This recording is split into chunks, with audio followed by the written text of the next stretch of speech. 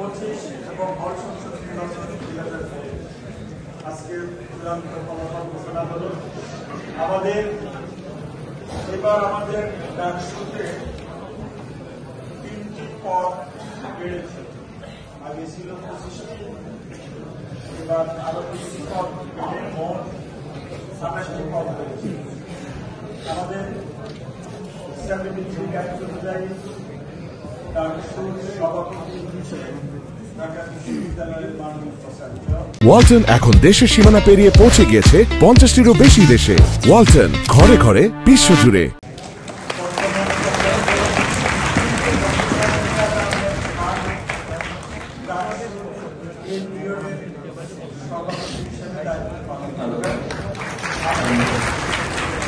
আমি এবার একটু ধন্যবাদের পালা।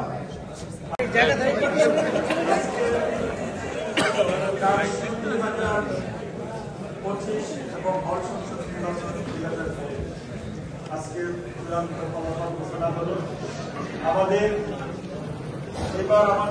ডাকসুতে 3টি পদ বেড়েছে। আগে ছিল 25টি, এবার আরো 20টি পদ বেড়ে মোট 27টি পদ বেড়েছে। আমাদের